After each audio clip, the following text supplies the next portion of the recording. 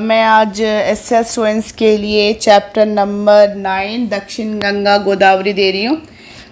थोड़े बच्चों ने कमेंट किया था कि पूरे लेसन्स देने के लिए, और आपके एग्ज़ाम्स भी स्टार्ट हो रहे हैं तो बोर्ड का प्री फाइनल स्टार्ट होने वाला है।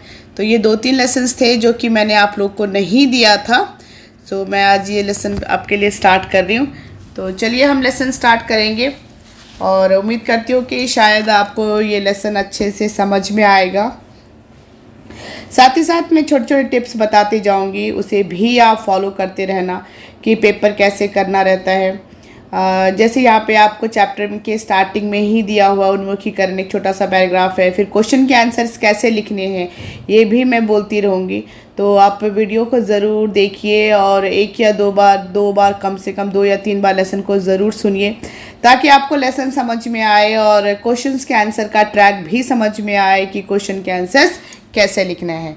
चलिए हम स्टार्ट करेंगे कि भाई क्वेश्चन आंसर्स। तो जैसे आपको पता है कि आपके जो पेपर्स है उसमें सबसे पहले जो है आपको 20 मार्क्स का गद्य और पद्य रहता है ना। एक छोटा सा जो है आपको पद भाग रहता है, और उसके अलावा जो पोएम रहती है, फिर उसके बाद जो है 2 पैराग्राफ जो है कहानियों का दिया जाता है। तो एक तो पठित रहता है और एक अपठित, और दूसरी अनसीन पैसेज जिसे आप कहते हैं, और उसके अलावा जो है 2 आपको जो है कहानियों के टाइप से ही रहता है। तो चलिए लेसन में तो ये हम पढ़ेंगे ही, साथ में हम आपको ये भी बताएंगे कि भाई क्वेश्चंस जो आगे पैराग्राफ है उसके क्वेश्चन के आंसर आपको कैसे लिखना है। चलिए स्टार्ट करेंगे। तो ये हमारा चैप्टर है दक्षिण गंगा गोदावरी। बच्चों, दक्षिण गंगा गोदावरी लेसन के नाम से ही आपको ये पता चल जाएगा कि दक्षिण भारत में जो है गोदावरी नदी को गंगा नदी माना जाता है ना, यानी कि उसको गंगा नदी की उपमा दी गई। किसको? गोदावरी नदी को। तो यहाँ पे काका कालेलकर ने जो है दक्षिण गंगा गोदावरी यानी कि गोदावरी नदी की महिमा जो है वो गंगा नदी के जैसा बताया है। चलिए हम लेसन देखेंगे। पहला है उन्मुखीकरण। उन्मुखीकरण देखिए, इसमें एक छोटा सा पोएम है, साथ ही साथ यहाँ पे इन्होंने क्वेश्चन दिया हुआ है। आपके बोर्ड के एग्जाम में भी ठीक ऐसा ही आता है, आपको एक पैराग्राफ दिया रहता है जहाँ पे 3 क्वेश्चन है और आपको जो है 5 क्वेश्चन दिए रहते हैं। तो पहला क्वेश्चन ये है, चलिए पहले हम उन्मुखीकरण पढ़ेंगे। कल कल करती नदियाँ सारी, छम छम करती बूंदे प्यारी, सरसर करती हवा ये न्यारी, जन जन होवे बलिहारी। ठीक है, तो देखिए इसका मतलब पहले यहाँ पे हम कुछ ग्रामर देख लेंगे। कल कल कैसा शब्द है? कल कल जो है वो पुनरुक्ति शब्द है ना, और हवा का कल कल पुनरुक्ति शब्द है। छम छम, जन जन, ये सारे शब्द कैसे? पुनरुक्ति शब्द है, यानी कि जो वर्ड रिपीट होता है उसे पुनरुक्ति शब्द कहते हैं। उसके अलावा यहाँ पे इन्होंने बोला है कि हवा, भाई हवा कैसा शब्द है? हवा जो है वो हवा का पर्यायवाची क्या होगा? वायु, पवन, समीर, ये हवा का पर्यायवाची शब्द है। अब चलिए हम यहाँ पे कुछ क्वेश्चन है, हम क्वेश्चन देखेंगे। पहला क्वेश्चन है, यहाँ पर किसके बारे में बताया गया है? तो भाई हम ऐसे लिख सकते हैं, यहाँ पर नदियों के बारे में बताया गया है। मुझे क्वेश्चन में से ही आप वर्ड ले लीजिए। जैसे यहाँ पर आपने यहाँ से कॉपी कर लिया, जहाँ पे लिखा हुआ है किसके, तो वहाँ पे क्या लिख देना? नदियों के बारे में बताया गया है। ठीक है। दूसरा क्वेश्चन है, दक्षिण भारत के कुछ नदियों के नाम बताइए। तो भाई दक्षिण भारत में कौन कौन सी नदियाँ बहती है? गोदावरी है, कृष्णा है, कावेरी है, तुंगभद्रा है, ये सारी नदियाँ जो है बहती है दक्षिण भारत में। अगला क्वेश्चन है, गोदावरी नदी के बारे में आप क्या जानते हैं? तो भाई गोदावरी नदी जो है, गोदावरी नदी दक्षिण भारत की प्रमुख नदी है ना, और यह भारत की दूसरी सबसे लंबी नदी है। ये नदी जो है महाराष्ट्र के नासिक जिले के तंबेकर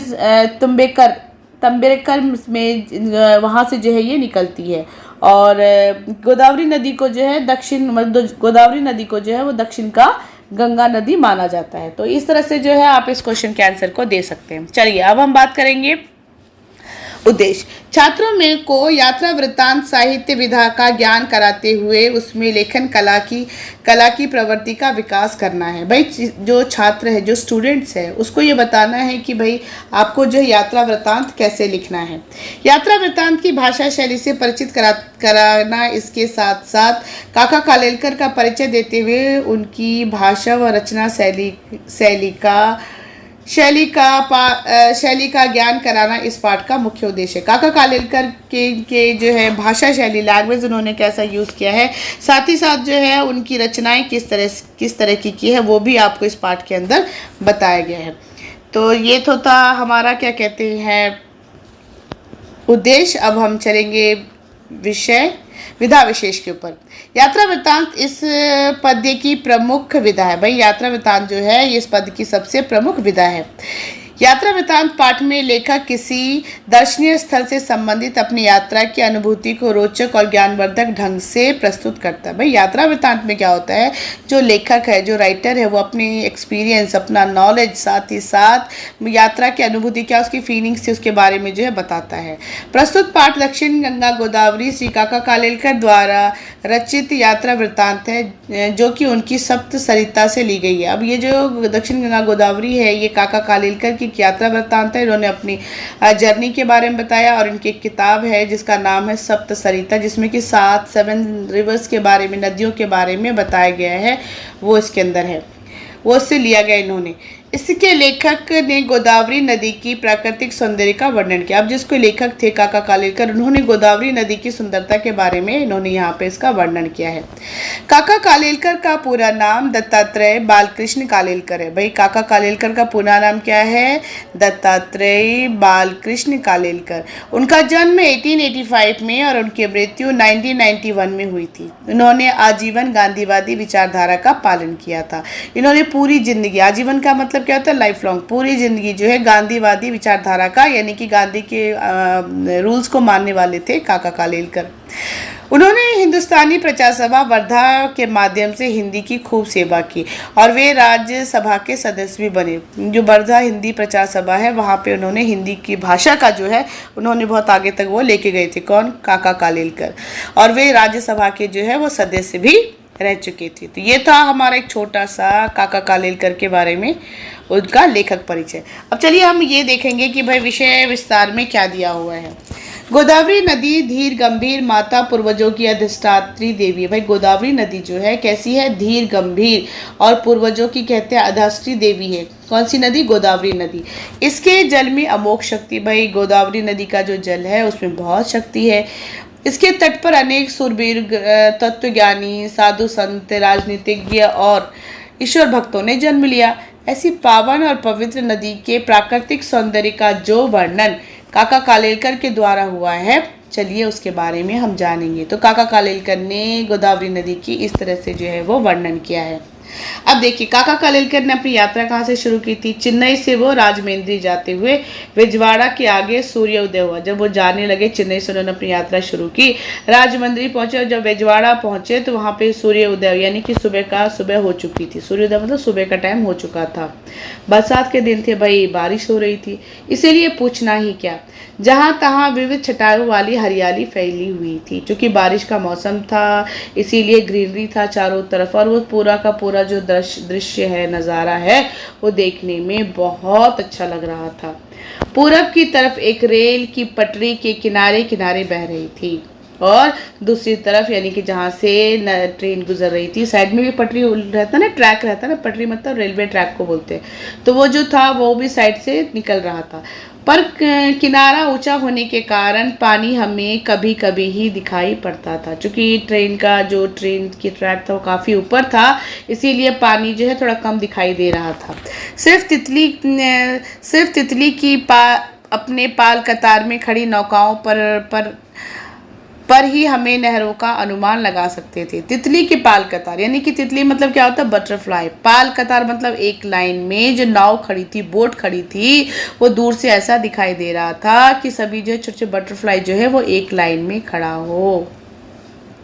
बीच बीच में छोटे छोटे तालाब भी मिलते थे। अब पानी जो था, कहीं पे रिवर के अंदर पानी था, कहीं पे पानी नहीं था। इतने रंग बिरंगे बादलों वाला आसमान नहाने के लिए उतरा हुआ दिखाई पड़ता और इसके पानी की गहराई और भी अथाह हो जाती। अब आसमान के अंदर क्या है कि जब भी आप पानी में शेडो देखेंगे, परछाई देखेंगे, तो हमें वो आसमान में क्या है वो दिखाई देता है। तो भाई आसमान में जो थे बादल, जो थे छोटे छोटे टुकड़े बादल के, वो ऐसा लग रहा था कि भाई वो आसमान के बादल जो है वो नीचे, रंग बिरंगे बादल जो है वो आसमान में नहाने के लिए मतलब स्नान करने के लिए नीचे उतरा हो। कहीं कहीं चंचल कमलों के बीच में खड़े बोगले को देखकर सवेरे की ठंडी ठंडी हवा का अभिनंदन करने को मन मचल पड़ता था। पानी के अंदर जो है खरगोश है और बोगले हैं, यानी कि जो पानी में रहते हैं ना, तो ये सारे के सारे जो है छोटे छोटे बर्ड्स और एनिमल्स जो है वो दिखाई दे रहे थे।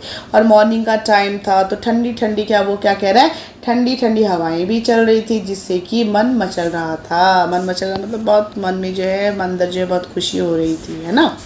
इस तरह कविता के प्रवाह में बहकर जाते हुए कोयम्बूर स्टेशन आ गया। तभी क्या हुआ, थोड़ी देर के बाद कोयम्बूर स्टेशन आ गया।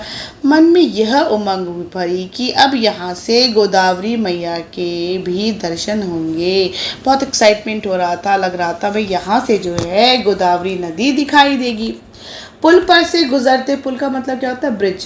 पुल पर से गुजरते समय दाएं देखूं या बाएं, इसी उधेड़ बुन में था। अब भाई क्या हुआ कि जब ट्रेन जा रही थी तो लेखक का मन कर रहा था मैं लेफ्ट साइड देखूं या राइट साइड देखूं, ये वो डिसाइड नहीं कर पा रहा था। ठीक है, बागमती गोदावरी का अत्यंत विशाल पट दिखाई दिया। वहां से जो है बहुत बड़ा सा गोदावरी नदी जो है वो दिखाई पड़ रहा था। अब लेखक बता रहा, मैंने गंगा, सिंधु, सोनभद्रा, एरावती जैसे महानदियों के विशाल प्रवाह भरकर देखा है। बेजवाड़ा में माता कृष्णा के दर्शन पर मैं गर्व करता रहूंगा, लेकिन राजमहेंद्री के आगे गोदावरी की शानो शौकत निराली है। अब लेखक ने क्या बोला कि मैंने अपनी लाइफ में जो है बहुत सारी नदियों को देखा है, सिंधु नदी देखी, अरावती नदी देखी, बहुत सारी नदियाँ देखी, लेकिन यहाँ पे उसने क्या बोला कि गोदावरी नदी की जो शानो शौकत थी वो बहुत ही निराली थी। बच्चों, निराली का मतलब होता है अनोखा, विचित्र। ठीक है, ये इसका पर्यायवाची शब्द है। इस जगह पर मैंने जितने भव्य काव्य या प्रकृति के ठाट बाट का अनुभव किया, उतना शायद ही किसी दूसरी जगह किया हो। गोदावरी नदी बहुत बड़ा था और गोदावरी नदी के किनारे साइड में बहुत सारे जो थे, किनारे में गांव वगैरह बहुत सारे थे, तो इसलिए उसने क्या बोला कि इसका ठाट बाट जैसे मैंने यहाँ देखा है वैसा मैंने कहीं दूसरी जगह नहीं देखा है। सूर्योदय के समय प्रकृति का वातावरण कैसे दिखाई देता था। अभी ये बता, यहाँ पे इन्होंने कुछ क्वेश्चन पूछा है कि भाई जब सूर्योदय हुआ तो गोदावरी नदी में प्राकृतिक वातावरण जो था वो कैसे दिखाई देता था, है ना, किस तरह से जो है। अब यहाँ पे लेखक बोल रहा है कि सुबह का टाइम था, ठंडी ठंडी हवाएं चल रही थी। अब चलिए एक बार हम ये क्वेश्चन देख लेंगे। क्वेश्चन क्या है, सूर्योदय के समय प्रकृति का वातावरण कैसा दिखाई देता है। प्रकृति मतलब क्या होता है, नेचर, यानी कि जब मॉर्निंग का टाइम था उस वक्त नेचर कैसा दिखाई दे रहा था। तो चलिए इसमें एक बार क्वेश्चन के आंसर देखेंगे। सूर्योदय के समय प्रकृति का वातावरण सुंदर दिखाई देता है। कैसा दिखाई देता है, सुंदर दिखाई देता है। चारों ओर हरियाली दिखाई देती है, रंग बिरंगे बादलों वाला आसमान और चिड़िया चहचहाने लगती है। फूलों के खिलने से प्रकृति का वातावरण सुंदर लगता है। सवेरे ही ठंडी ठंडी हवाएं अभिनंदन करने पर मन मचल उठता है। इस तरह से आप लिख सकते हैं। ठीक है, दूसरा क्वेश्चन है, लेखक ने ऐसा क्यों कहा होगा कि राजमंदिर के आगे गोदावरी की शानो शौकत निराली है। भाई लेखक ने ऐसा क्यों बोला कि भाई राजमंदिर के आगे गोदावरी की शानो शौकत जो है वो निराली है। तो देखेंगे, पश्चिम की तरफ दूर दूर तक पहाड़ियों की श्रेणी थी। आसमान में बादल घिरने से सूरज का कहीं नामो निशान नहीं था। क्या बोला उसने कि भाई एक तरफ जो है छोटे छोटे पहाड़ों के श्रेणियाँ टुकड़े थे, दूसरी तरफ क्या था कि आसमान में जो है बादल था, इसीलिए सूरज दिखाई नहीं दे रहा था। नामो निशान मतलब क्या होता है, कहीं भी सूरज की धूप दिखाई नहीं दे रही थी, बिल्कुल भी नहीं। बादलों का रंग सांवला होने के कारण गोदावरी झाई और भी गहरी हो रही थी। अब बादल कैसे थे, काले थे ना, तो काले बादल का शैडो जो था वो पानी में पड़ रहा था, इसीलिए पानी का कलर भी जो है वो क्लीन साफ दिखाई नहीं दे रहा था। पानी के ऊपर का दृश्य, पानी में प्रतिबिंब। बिल्कुल सही बात है कि आप पानी के अंदर कुछ भी देखेंगे तो ऊपर का जो है शैडो इसमें परछाई दिखाई देती है, इससे सुंदरता बढ़ गई। पहाड़ों पर छाए बादल ऋषि मुनि जैसे लग रहे थे और आसमान में जो क्या कहते हैं बादल थे वो ऐसा लग रहा था जैसे ऋषि मुनि हो। इसीलिए लेखक ने राजमंदिर के आगे गोदावरी की शानो शौकत को निराली कहा है। तो इस तरह से आप इस क्वेश्चन के आंसर को लिख सकते हैं। चलिए हम लेसन में अब थोड़ा हम आगे बढ़ेंगे, देखेंगे कि लेखक आगे क्या कह रहा है। फैलाई को दूर दूर तक पहाड़ियों की श्रेणी नजर आई। आसमान के बादल घिरे रहने से सूरज का नामो निशान तक नहीं था। बादलों का रंग सांवला होने के कारण कई धूल धुसरी मटमैली झाई और भी गहरी थी। ऊपर से नीचे की ओर झाई के कारण सारा दृश्य वैदिक प्रभाव की शीतल और स्निग्ध सुंदरता छाई हुई थी। तो क्या बोल रहा है ये कि भाई आसमान में जो था एक तो बादल छाया हुआ था और उसका जो परछाई है वो पड़ने से उसमें और ज़्यादा वो सुंदर दिखाई दे रहा था। वो कैसा लग रहा था, बिल्कुल जैसे कि ना ऋषि मुनि होते हैं ना, तो यही बोल रहा है, वो यही बता रहा है कि ऐसा लग रहा था कि जैसे कि ऋषि मुनि हो। इस तरह से वहाँ पे वो जो आसमान में जो बादल थे वो नीचे की तरफ दिखने से ऐसा लग रहा था जैसे कि ऋषि मुनि। अब यहाँ पे एक वर्ड आया स्निग्ध। स्निग्ध का मतलब क्या होता है, प्रकाश यानी कि लाइट, है ना। स्निग्ध का बच्चे सोचेंगे स्निग्ध का मतलब क्या होता है, स्निग्ध का मतलब क्या होता है, प्रकाश या लाइट भी आप बोल सकते हैं।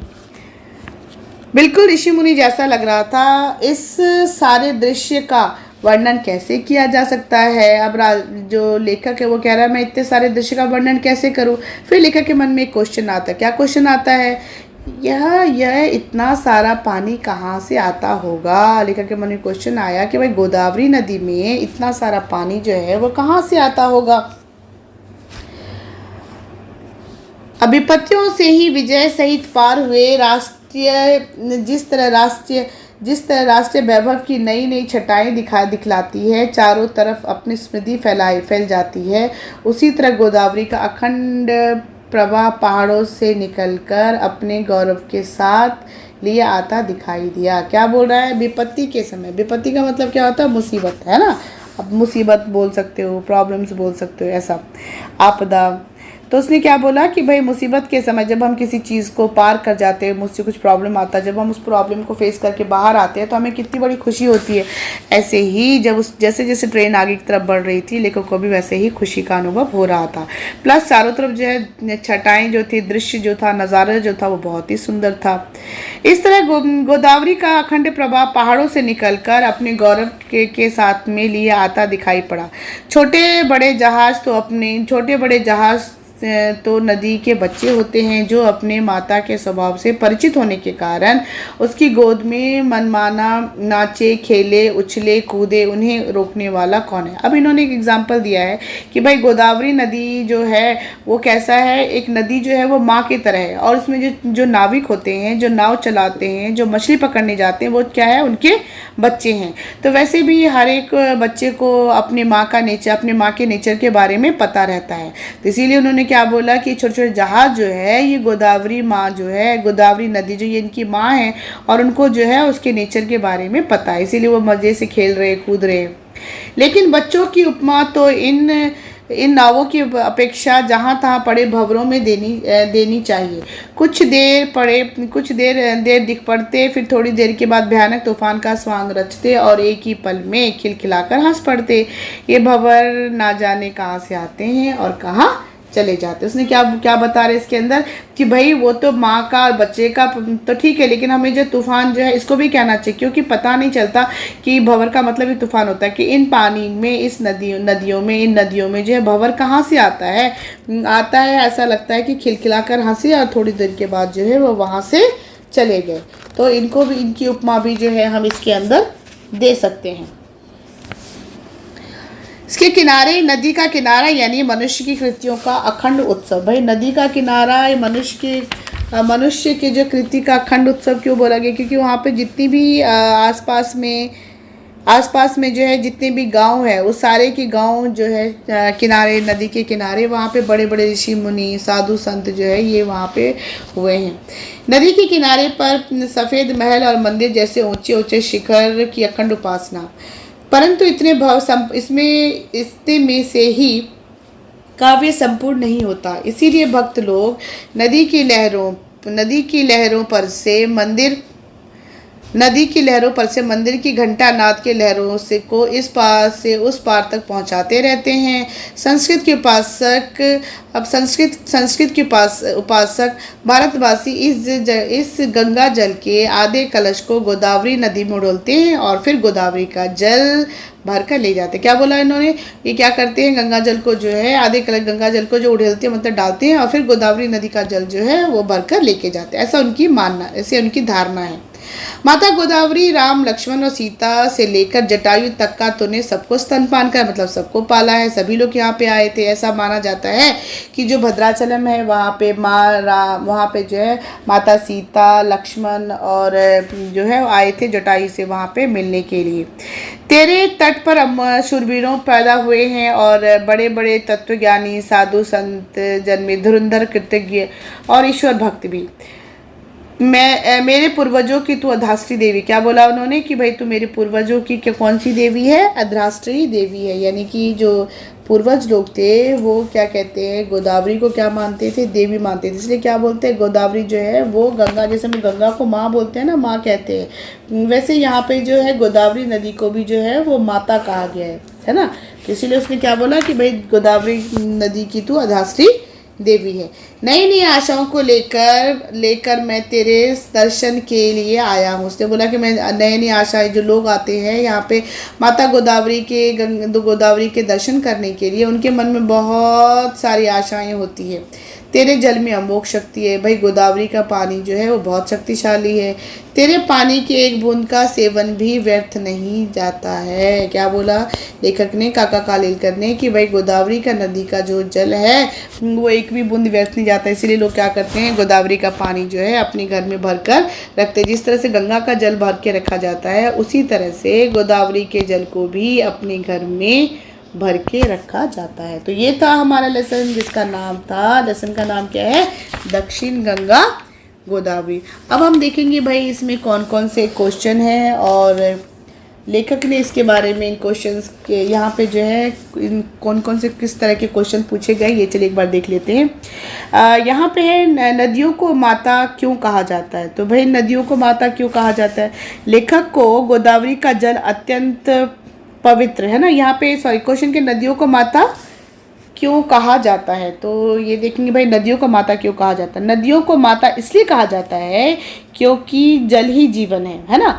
नदियों के जल से भारत में लगभग लाखों एकड़ भूमि में सिंचाई का काम चलता है। भाई नदियों की तो पानी जल हमें पीने के काम आता ही है, साथ ही वो हमारे खेतों में सिंचाई के काम भी आता है। नदियों के जल से हमारे खेत लहलाते हैं, अन्न प्राप्त होते हैं और उसी अन्न को खाकर हमारा शरीर हष्ट-पुष्ट होता है। इस तरह जिस तरह एक माँ अपने बच्चों को दूध पिलाकर उसका पेट भरती है, उसी तरह नदी भी अपना मीठा जल देकर हमें अपने माँ का कर्तव्य को निभाती है।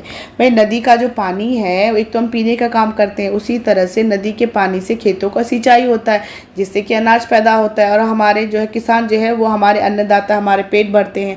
इसीलिए उन्होंने क्या बोला, जिस तरह से माँ अपने बच्चों को दूध पिला के बड़ा करती है, वैसे ही ये नदी जो हमारी माँ है वो भी हमें अन्न और जल देती है।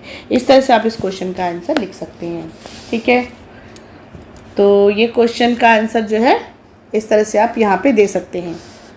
अब दूसरा क्वेश्चन है कि चेन्नई से राजमहेंद्री जाते समय लेखक की भावना कैसी थी। भाई जब लेखक जो है चेन्नई से राजमहेंद्री जा रहे थे तो उस वक्त लेखक की भावना यानी कि लेखक के मन में किस तरह की जो है फीलिंग्स आती है। तो आपने जैसे कि आपको लेसन में पहले ही बताया जा चुका है कि लेखक जो है दृढ़ में लगा हुआ था, इधर देख रहा था, भाई कैसा उसको दृश्य दिखाई दे रहा था, मन में काफ़ी प्रसन्नता थी। तो ये क्वेश्चन जो है कई बार 3 मार्क्स का भी आता है, कई बार ये क्वेश्चन थोड़े बड़े भी आते हैं, 7 मार्क्स के भी आते हैं। तो एक बार हम ये क्वेश्चन का आंसर मैं आपको बता देती हूँ कि अगर 7 मार्क्स का आया तो आप किस तरह से लिखेंगे। चेन्नई से राजमहेंद्री जाते समय वहाँ के प्राकृतिक सौंदर्य को देखकर लेखक के हृदय में सौंदर्य की अनुभूति की अनेक भावनाएं थी। मतलब जब वो चेन्नई से राजमहेंद्री जा रहे थे तो लेखक के मन में जो है सौंदर्य यानी कि नदियों के वातावरण का सौंदर्य देखकर उसके मन में बहुत सारी भावनाएं पैदा होती है। चेन्नई से राजमहेंद्री जाते वक्त बेजवाड़ा के आगे सूर्योदय हुआ। वर्षा ऋतु होने के कारण चारों तरफ हरियाली फैली हुई थी। पूरब की तरफ एक नहर रेल की पटरी के किनारे किनारे बह रही थी, पर किनारा ऊंचा होने के कारण पानी उन्हें कभी कभी ही दिखाई पड़ता था। और क्या था? बीच में छोटे छोटे तालाब मिले, इसमें रंग बिरंगे बादल वाला आसमान स्नान करने के लिए उतरा दिखाई पड़ा। पुल आने पर भागमती गंगा का अत्यंत विशाल पट दिखाई दिया। लेखक ने गंगा, सिंधु, सोनभद्रा, एरावती जैसे विशाल विशाल नदियों का प्रवाह देखा था, लेकिन राजमहेंद्री के आगे गोदावरी की शानो शौकत जैसे कुछ अलग ही निराली थी, मतलब अलग तरह से ही दिखाई पड़ रहा था। पश्चिम की ओर से पहाड़ियों पर श्वेत बादल ऋषि मुनि के जैसे दिखाई दे रहे थे।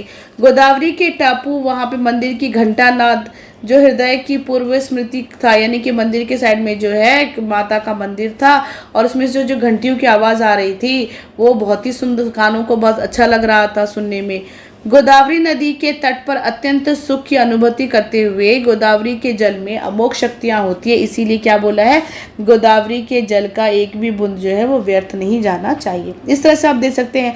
बच्चों जब भी आप 7 मार्क्स के क्वेश्चंस लिखे उसमें एक छोटा सा परिचय जरूर दे जो कि यहाँ पे आपको विषय प्रवेश में लिखा हुआ है, उसके बाद जो है आप सारांश जो है वो दे सकते हैं। आपने अपने द्वारा, अच्छा ये तो भाई आपको अपने द्वारा मित्र यानी कि आपको पत्र लिखना है।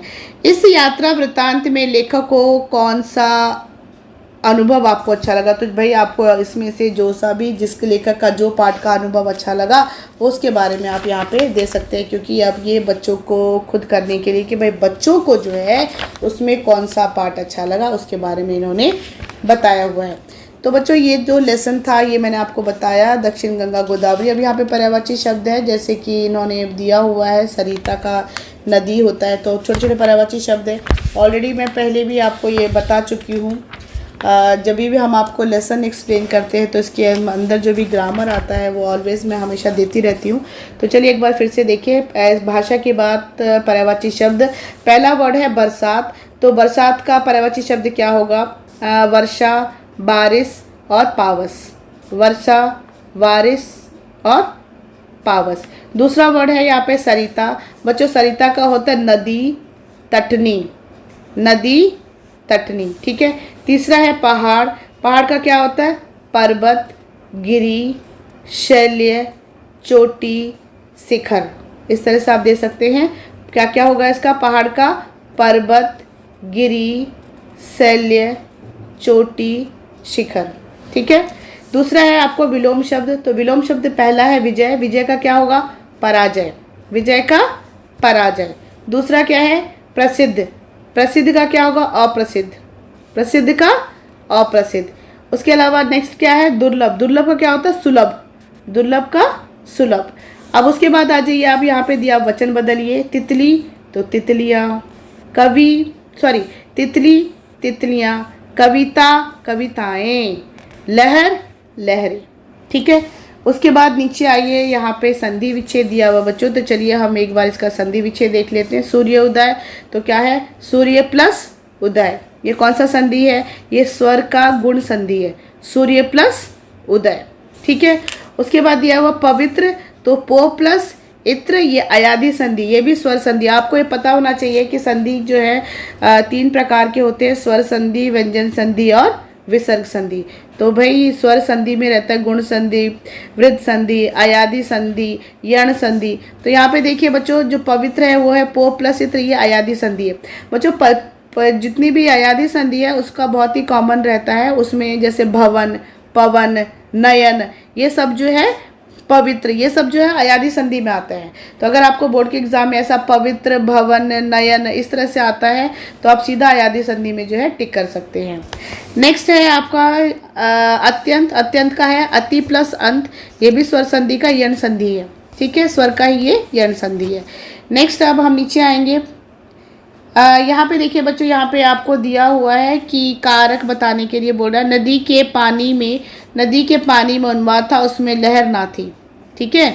तो ये कौन सा कारक है? के जो है ये संबंध कारक है और में जो है वो अधिकरण कारक है, ठीक है।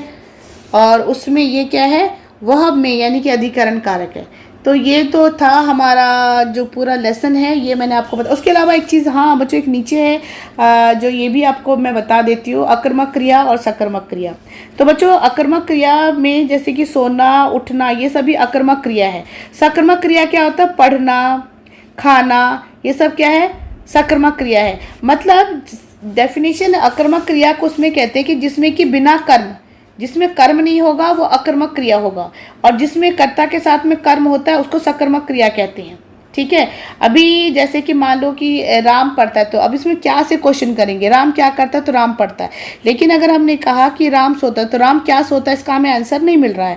तो ये भी आप पहचानने का आसान सा तरीका है कि राम पढ़ता है, तो राम यहाँ पे कर्ता भी है, कर्म भी है ना, और क्रिया भी है, तो ये हमें पहचाना ईजी है। लेकिन राम सोता है, तो राम क्या सोता है हमें नहीं मालूम। तो क्या होता है कि जिसमें भी कर्म नहीं है, कर्म के बिना, यानी कि कर्म के बिना अर्थात जिस वाक्य में क्रिया का प्रभाव कर्ता पर पड़ता है उसे हमें क्या कहते हैं? अकर्मक क्रिया कहते हैं। उदाहरण के लिए रोना, सोना, है ना, ये सब क्या है? अकर्मक क्रिया। सकर्मक क्रिया क्या है? सकर्मक क्रिया करता कर्म के साथ जिस क्रिया का प्रभाव कर्म पे पड़ता है उसे हम क्या कहते हैं? सकर्मक क्रिया। तो नॉर्मली आप याद रह सकते हैं, अकर्मक का मतलब था कर्म के बिना, सकर्मक का मतलब होता है कर्म के साथ। तो आप ये दोनों वर्ड को याद रख लीजिए। तो अभी मैं उम्मीद करूँगी कि आपको जो मैंने ये लेसन एक्सप्लेन किया है, आई थिंक आपको ये लेसन अच्छे से समझ में आ गया होगा। और नेक्स्ट जो भी आपके लेसन्स बचे हुए हैं, जो लेसन्स मैंने नहीं दिए हैं, तो नेक्स्ट वीडियो में मैं आपको वो लेसन भी दूंगी। मैं उम्मीद करूंगी कि आप सब लोग एग्ज़ाम्स का प्रिपरेशंस बहुत अच्छी तरीके से करेंगे। तो आप सब मेरे इस चैनल को ज़्यादा से ज़्यादा सब्सक्राइब करिए, शेयर करिए, लाइक करिए। Thank you.